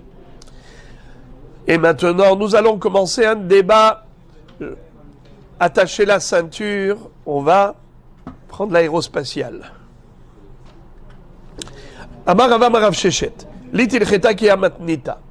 Cette baraïta qu'on vient de lire maintenant, qui consiste à dire que lorsqu'on va au Bet Hakissé pour uriner, on n'a pas le droit de tenir les téphilines dans la main, comme on a vu. Lo yashtin bahem maim. Je répète. Lo yochaz adam tfilin biyado, vesefer Torah bizroho mitpalel, velo yashtin bahem maim. Ça veut dire ne pas uriner avec les tfilines dans la main. C'est qui l'auteur de cette baraïta? D'après Rav Sheshet, c'est Bet Shammai. Et par conséquent, puisque entre Bet Shammai et Bet Hillel, la halakha est comme Bet Shammai, donc la halakha n'est pas comme cette baraïta qui nous interdit d'uriner avec des tfilines en main. Dei Bet Hillel, Ashta Bet Hakissé kavua shari, Bet Hakissé aray mi ba'ya. Car si déjà Bet Hillel ont autorisé de porter les téphilines dans un Bet Hakissé qui est kavua, à plus forte raison un Bet Hakissé aray, c'est-à-dire quelqu'un qui va uriner. Il va uriner où? Dans un endroit nouveau. Peu importe, même dans un endroit nouveau où il n'y a pas de Bet Hakissé kavua. Et malgré tout, la Braïta, qu'est-ce qu'elle dit? Assour. C'est qui ça? C'est forcément Bet Shammai. Parce que Bet Shammai, regardez, qu'est-ce qu'ils avaient dit? Relisons Bet Shammai. On avait lu Hanichnas le Bet Hakissé kavua Holetz tefila berichuk arba amot umanihan b'halon asamuch lefshut rabim v'nichnas ukshehu yotze marchik arba amot umanihan divrei Bet Shammai ubet Hillel omrim uchazan biyado v'nichnas. Rabbi Akiva omer uchazan bebigdo v'nichnas. Qu'est-ce qu'on a vu? Que d'après Bet Shammai, il faut s'éloigner de 4 coudées avant de retirer cette filine. C'est-à-dire tu ne peux pas t'approcher trop du Bet Hakissé bichlal. Alors que Bet Shammai, Bet Hillel, qu'est-ce qu'il disait? Tu peux carrément rentrer dans les toilettes. Avec les tefilines d'après Bet Hillel. Il faut juste les retirer de sur ta tête et de sur ton bras et tu les tiens dans ta main. Or ici, on nous a interdit même d'uriner avec les tefilines en main. Donc c'est pas Bet Hillel, c'est Bet Shammai. Car Bet Hillel permettent même carrément les gros besoins. Et cette braïta nous interdit même les petits besoins. Forcément c'est Bet Shammai, et la halakha n'est pas comme Bet Shammai. La Gemara dit, Métiv, et comment est-ce que tu veux dire que d'après Bet Hillel, on a le droit d'uriner avec les tefilines en main? Parce que si tu vois que Bet Hillel ont autorisé de rentrer aux toilettes Bet Hakissé kavua pour faire ses gros besoins, à plus forte raison qu'il permettrait aussi pour ses petits besoins. Et par conséquent, cette baraïta, c'est sûr que la halakha n'est pas comme elle, puisqu'elle interdit d'uriner avec les tefilines en main. Donc c'est forcément Bet Shammai. Mais en halakha qui est Bet Shammai, comme Bet Hillel. La Gemara dit, c'est pas vrai. Et là, quand je vous ai dit qu'il faut attacher la ceinture, c'est par rapport à ce qu'on va étudier maintenant que ça va être très dur. Regardez. Il y a une braïta que la Gemara cite. Devarim sheitarti lecha kan. Asarti lecha kan. Qu'est-ce que ça veut dire? Des choses que je t'ai interdit ici, dans le Bet Hakissé kavua, des choses que je t'ai permis dans un Hakissé kavua, je te l'ai interdit dans un Bet Hakissé aray. Ça veut dire qu'il y a un paradoxe, juste l'inverse de la logique. Le Bet Hakissé kavua doit être assour, et le Bet Hakissé aray doit être permis. Et là, on nous dit, dans la Braïta, Dvarim sheitarti lecha kan, asarti lecha kan. Des choses que je t'ai permis dans un bet kisei kavua, des choses que je t'ai autorisé dans un bet kisei kavua, je te l'ai interdit dans un bet kisei aray. Incompréhensible. D'accord ? On verra après la raison. Mais en attendant, la Gemara d'abord veut analyser cette baraïta qui dit des choses que je t'ai autorisées dans bet kisei kavua, je te l'ai interdit dans bet kisei aray. Maïlav tefilin. A priori, ça parle de quoi ici? Des tefilin. Que je t'ai autorisé les tefilin dans un bet kisei kavua et je t'ai interdit les tefilin dans un bet kisei aray. Et qui est l'auteur de cette phrase? Iyamar bishlama bet Hillel. Si tu dis que c'est bet Hillel qui est l'auteur de cette phrase, alors c'est bien, je comprends. Hitarti lecha kan bet kisei kavua, asarti lecha kan bet kisei aray. Donc en effet, c'est qui est Mechadesh, ce paradoxe? C'est Bet Hillel. Pour l'instant, on ne comprend pas quelle est la raison de ce paradoxe. Comment est-ce possible que, justement, Bet Kisei Kavua, là-bas on permettrait de prendre des téphilines avec soi dans la main, et dans un Bet Kisei Aray, pour uriner, tu interdirais. Pour l'instant, on n'a pas encore la raison, mais on verra après. Mais déjà, c'est qui l'auteur de cette phrase? Ça ne peut être que Bet Hillel. Pourquoi? Et là, Iyamar Bet Shammai, car si tu dirais que c'est Bet Shammai, Halo Sharu Velo Midi, puisque Bet Shammai n'autorise absolument rien, ni Bet Kisei Aray, ni Bet Kisei Kavua, ils disent qu'il faut même retirer les tefilines et les déposer à une distance de 4 coudées du Bet Kisei. Donc c'est sûr que ce n'est pas Bet Shammai qui sont l'auteur de cette phrase. Donc c'est qui? C'est Bet Hillel. Alors Bet Hillel, qu'est-ce qu'ils te disent? Asarti lecha bet kisei aray. Je t'ai interdit de prendre des téphilines dans ta main, dans un bet kisei aray. Alors comment est-ce que tu as dit, Rava, que la halacha n'est pas comme cette baraïta, car cette baraïta, elle va d'après Bet Shammai et pas d'après Bet Hillel? Pas du tout. Moi, je te démontre que ça va d'après Bet Hillel. Et Bet Hillel te disent justement ce paradoxe. Masheitarti bet kisei kavua, Asarti bet kisei aray. Et donc justement, ça tombe très très bien avec Bet Hillel.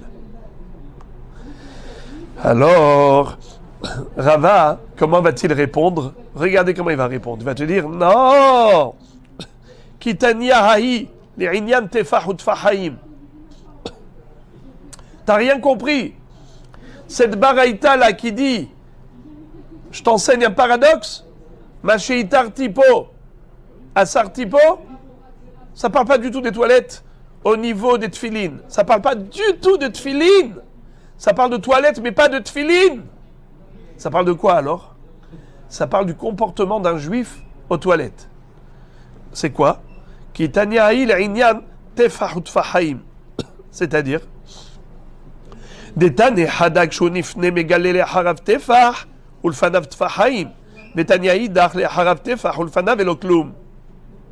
qu'est-ce que ça veut dire? On a deux baraïtot qui se contredisent. Il y en a une qui dit, un homme quand il va aux toilettes, eh bien, il doit faire attention à la tsni'ut, à être pudique. Parmi les lois de pudeur, nous disons la chose suivante. Quand il se découvre, alors il se découvre juste un tefah à l'arrière, puisque il a besoin d'évacuer les déchets corporels. Quand il fait ses gros besoins, il n'a pas besoin de se découvrir entièrement, juste un tefah, ce dont il a besoin de découvrir pour les gros besoins. Mais et devant, combien il doit découvrir devant? Alors il y a une braïta qui dit rien, il y a une braïta qui dit découvre deux tfahim. Alors la Gemara dit, comment tu comprends la contradiction?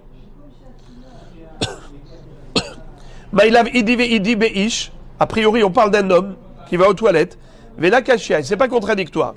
Kan likdolim, kan liktanim. Ça dépend. Qu'est-ce qu'il est parti faire, ce monsieur? S'il est parti pour ses gros besoins, alors il est suffisant qu'il découvre un tefah à l'arrière et rien devant, puisqu'il n'est pas parti pour aller uriner. Et quand est-ce qu'on dit que un tefah à l'arrière et 2 tefahim devant, c'est quand il va pour uriner. Alors pour uriner, il faut plus de place parce que l'urine, ça va loin, ça peut salir, donc il a besoin de découvrir 2 tefahim. 2 tefahim. Un tefah égale 10 cm, 2 tefahim 20 cm. D'abord, j'ouvre une parenthèse parce que je vous vois perplexe. Alors, le Rav Yalkut Yosef, le Rav Yitzhak Yosef Shalita, écrit dans son livre que ces halachot, c'était que à l'époque où les toilettes étaient dans les champs, où c'était tout ouvert. Il n'y avait pas de mechitzot, il n'y avait pas, c'était pas une construction en mur et en dur. Mais aujourd'hui, où les toilettes à la maison sont dans des murs en dur, alors il n'y a pas cette exigence au niveau du diouk par rapport aux lois de pudeur. Bien sûr qu'un homme doit être pudique, mais il y a moins de rigueur par rapport à ces lois strictes. Alors, je ferme la parenthèse et je reviens à la Gemara. La Gemara nous dit que certainement, ces 2 baraïtot parlent d'un homme qui va aux toilettes, dans les champs. Il a besoin de se découvrir. Pourquoi faire? Gros besoin ou petit besoin?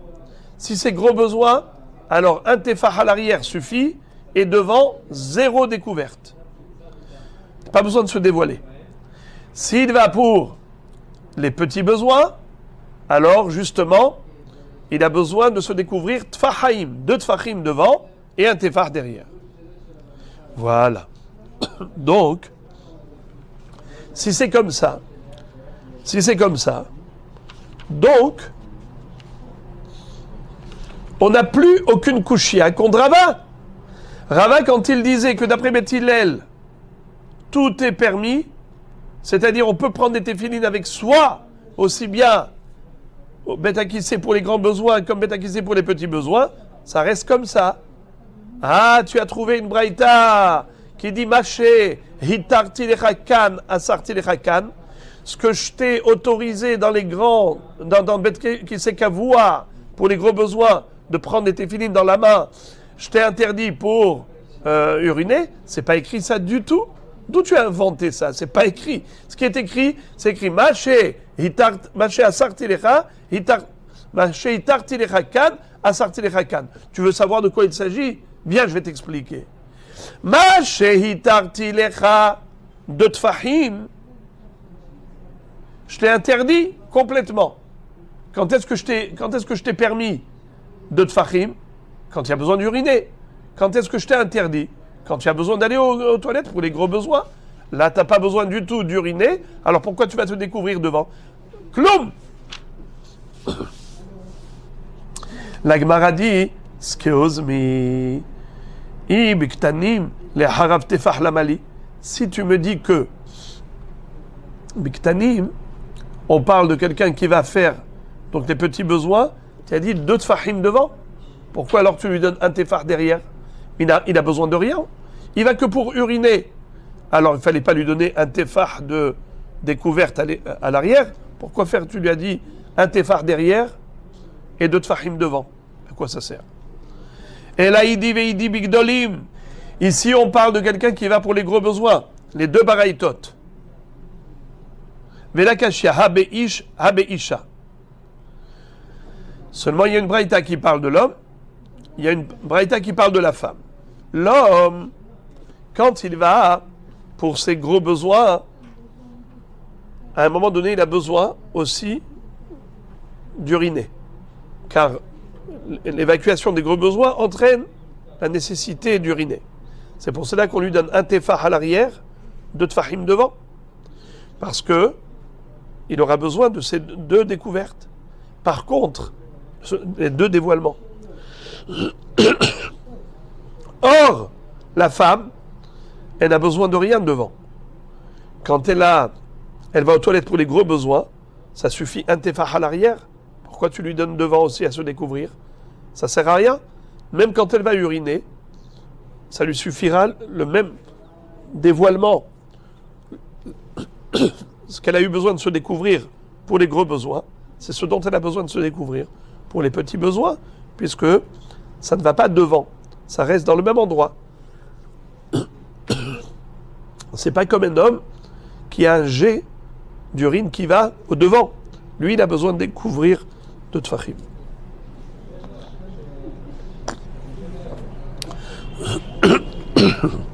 La Gemara dit, Iachi, si c'est comme ça que tu as compris la solution à la contradiction entre les deux baraïtot, d'accord. Alors maintenant, tu peux m'expliquer, je reviens à la baraïta précédente. D'accord? Ok. Tu m'as parlé de Maché asarti lecha kan, itarti lecha kan. C'est qui kan? Maché itarti la ish, asarti la isha. D'accord? On a compris comme ça. Maintenant, tu m'as expliqué les deux, la baraïta. Ce que je t'ai interdit chez la femme, je t'ai autorisé chez l'homme. De quoi on parle? De se découvrir devant. Pour l'homme, de tfachim permis, de découverte. Pour la femme, 0 devant. Juste un tefah à l'arrière. Et rien devant. La Gemara dit, Iachi, ha de katane ala, zeu kalvachomer shen alav teshuva. À la suite de cette baraïta, où il est écrit, ce que je t'ai permis, je t'ai interdit. Ce que je t'ai permis ici, je te l'ai interdit là-bas. Qu'est-ce que tu viens de me dire maintenant? Ce que je t'ai permis chez l'homme, je t'ai interdit chez la femme. Alors comment tu comprends la phrase qui vient juste après dans cette baraïta? Écoutez ce qu'elle dit, cette phrase. Zeu kalva homer she'en alav teshuva. La vérité, ce kalva homer là,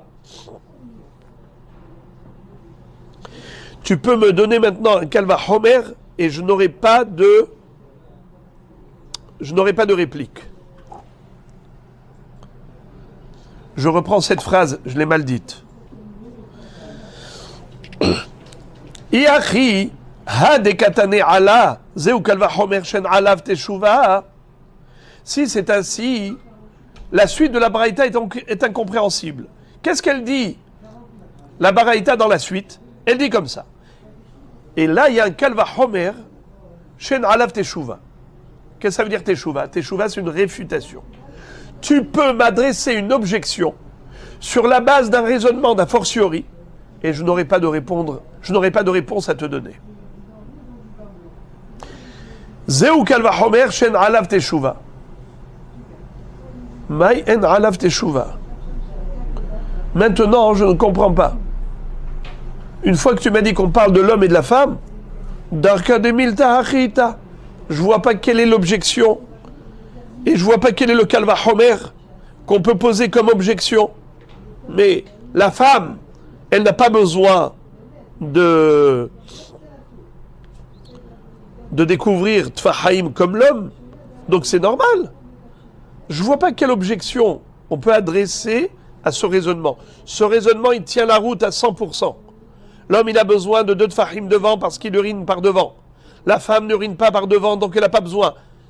Quelle est la réfutation qu'on aurait pu adresser à cette halakha sur la base d'un raisonnement de kalva homer?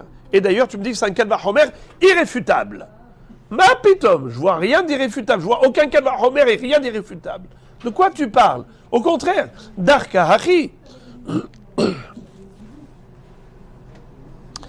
Et la lave, tefilin, ou tiuvta de rava marav shechet. Oh, tiuvta. Qu'est-ce que ça veut dire? On est obligé de dire que cette baraïta, ma sheitarti lechakan, asarti lechakan, ça ne parle pas du tout de l'histoire de la tsniout. Combien peut-on découvrir du corps? Un tefar derrière, de tfachim devant, ou rien devant. C'est pas de ça qu'on parle du tout dans cette baraïta. Retour à la case départ. Revenons en arrière. Cette baraïta parle, tu sais de quoi? des téphilines. Elle ne parle pas du tout des besoins. Pardon, des téphilines dans le Beth Akissé. Elle ne parle pas du tout de la découverte du corps pour ses besoins. On parle ici, est-ce qu'on a le droit de garder les téphilines dans sa main? Et donc on revient à dire quoi? Beth Hillel ont autorisé de garder les téphilines dans sa main, Beth Kissé Kavua, pour les grands besoins. Et ils ont interdit d'être machtin, d'uriner dans un Beth Kissé Araï avec les téphilines dans la main. Ça, c'est paradoxal. Et là, il y a un Kalva Homer Shen Alav Teshuva. C'est quoi le Kalva Homer Shen Alav Teshuva? Mais Kalva Homer, c'est un Kalva Homer irréfutable. Si déjà tu autorises dans Bet Kissé Kavua, à plus forte raison que tu devrais autoriser dans un Bet Kissé Araï. C'est déjà pour les grands besoins Kalva Homer pour uriner. Comment est-ce possible? Ça s'appelle un Kalva Homer Shen Alav Teshuva. Ça, c'est un Kalva Homer irréfutable. Mikol Makom Kashia, la Gemara dit, alors ok, Seder, tu me dis que c'est un Kalva Homer irréfutable. Alors s'il te plaît, tu peux m'enseigner des choses qui sont compréhensibles. Tu es en train de me mettre là, dans un labyrinthe, je ne sais plus où donner de la tête.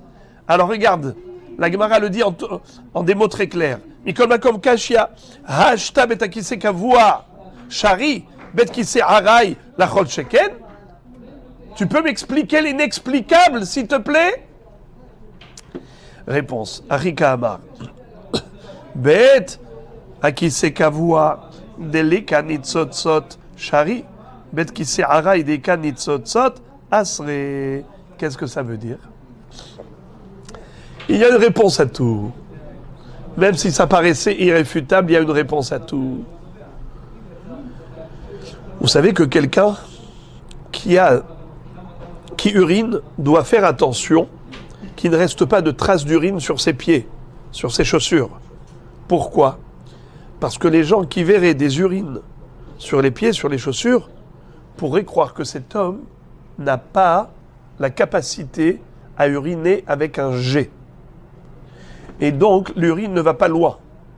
Qu'est-ce qui se passe? L'urine tombe sur place, ça coule sur lui. Et pourquoi? Parce que certainement que sa mila, sa verge, a été sectionnée. Il est croûte chauffra. Et donc, en effet, quelqu'un qui est croûte chauffra ne peut pas uriner normalement. Ça ne va pas au lointain, ça coule sur place. Quel est le problème? Que les gens pensent ainsi qu'il est croûte chauffra. Eh bien, les gens se disent, alors comment sa femme est tombée enceinte? Un homme qui est croûte chauffra ne peut pas avoir d'enfant. D'ailleurs, il n'a même pas le droit de se marier avec une juive. Il n'a pas le droit de se marier qu'une juive. Qu'une guillorette, il peut. Ouais. Parce que c'est écrit, Lo yavo, krut shofra ou petso adaka bi kehal Hashem. Kehal gerim lo ikre kahal. Comme un mamzer. Un mamzer, d'après la Torah. Il ne peut pas se marier qu'une juive, il peut se marier qu'une guillorette.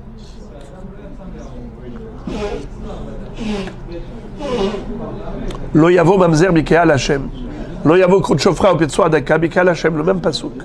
Seulement, pourquoi est-ce qu'il ne faut pas encourager les mamzerim à se marier avec une guillorette? Parce que l'enfant, il sera un mamzer. On est marbé mamzerim be Israël. En tout cas, les gens ils vont se dire, attends, mais ce monsieur, il a une famille nombreuse. D'où sa femme, elle a eu tous ses enfants? Apparemment, il est parti à droite et à gauche. Donc, il va être motzi la'az sur ses enfants. Donc, il ne faut pas laisser des traces d'urine sur les chaussures, sur les pieds. Ce qu'on appelle nitzotzot. Nitzotzot, c'est-à-dire des gouttes d'urine. Alors, comment il doit faire? Il va les essuyer. Et comment il va les essuyer? S'il n'a pas de papier. S'il y a du papier, très bien. S'il y a une serviette, très bien. Mais s'il n'y a pas, avec ses mains. Alors maintenant, s'il a été filine dans la main, comment il fait? C'est pour cela qu'on a dit, ce que je t'ai autorisé de faire dans le Beth Kissé Kavua pour les gros besoins, c'est de garder les téphilines dans ta main. Parce que tu n'as pas besoin d'essuyer tes chaussures.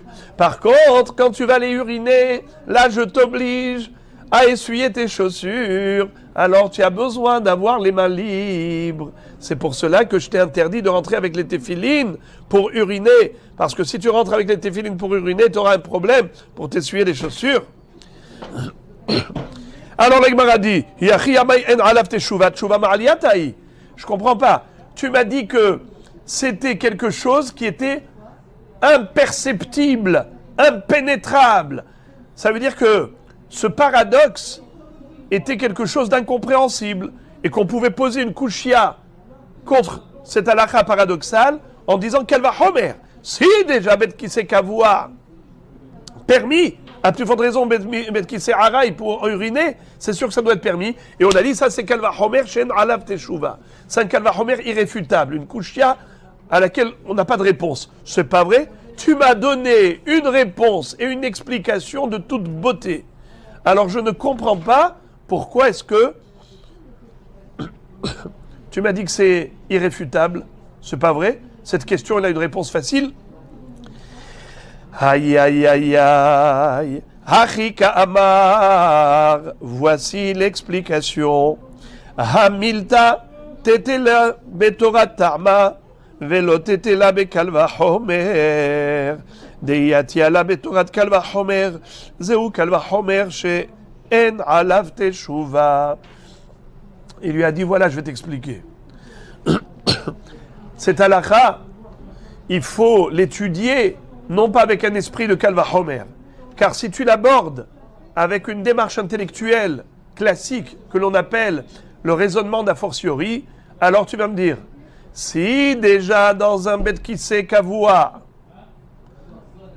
on a autorisé de rentrer avec les téphilines dans la main, Kalva Homer que dans un Bet Kissé Araï, on a le droit de rentrer avec les téphilines dans la main. Nachon? C'est la raison pour laquelle on te dit non, faut pas aborder le sujet avec un esprit cartésien comme d'habitude. Eh bien, je vais te dévoiler un secret. C'est l'histoire des Nitzotzot avec le Krot Shofra. Et maintenant, tu comprends qu'il faut pas raisonner avec un Kalva Homer. Il faut raisonner avec, il y a ici une autre, ce qu'on appelle la jugeote. Bien que d'après l'esprit de Kalva Homer, tu aurais autorisé de rentrer avec les téphilines, mais par rapport à ce jugement-là, qui est celui du problème des Nitzotzot, le risque d'être soupçonné d'être Krot Shofra et d'être Motzi La'az sur ses enfants qui sont Mamzerim, alors en effet, on a donné une halakha qui paraissait totalement paradoxale. Gemara maintenant nous donne une instruction par rapport au repas. Quelqu'un qui sera gêné d'aller aux toilettes pendant le repas. Tout le monde est assis et lui il se lève et il passe comme ça une demi-heure aux toilettes, alors il sera gêné. Qu'est-ce qu'on lui dit? Avant d'aller manger, va d'abord évacuer les déchets corporels. Et en plus, c'est bon pour la santé. Alors on nous dit maintenant, s'il est constipé, comment il va faire pour se libérer?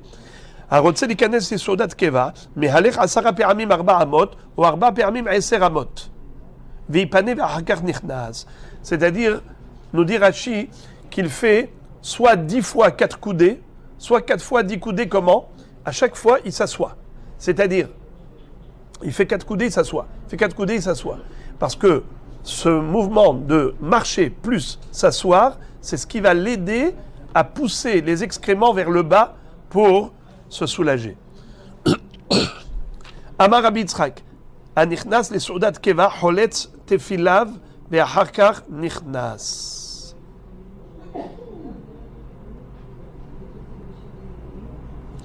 Rabbi Yitzchak nous dit que quelqu'un qui veut aller manger, prendre un bon repas, nous craignons que pendant le repas, il va boire du vin et il va avoir les téphilines sur lui et il va se comporter comme un ivrogne. C'est pas du kavod pour les téphilines, qui retire les téphilines avant d'aller manger.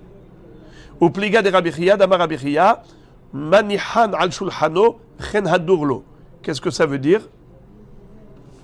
Il peut retirer les téphilines juste avant le repas. Juste avant le repas. Pourquoi? Parce qu'après le repas, il faut qu'il remette les téphilines. Alors, tu n'as pas besoin de retirer les téphilines avant de rentrer à la salle à manger. Au contraire, rentre à la salle à manger avec les téphilines. tu les retires et tu les poses sur la table.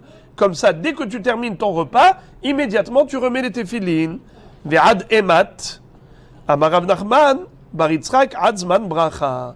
Jusqu'à quand il faut qu'ils ne remettent pas les téphilines pendant le repas? Jusqu'au zman de Birkat Hamazon. Mais juste avant Birkat Hamazon, il remet les téphilines et il fait Birkat Hamazon avec les téphilines.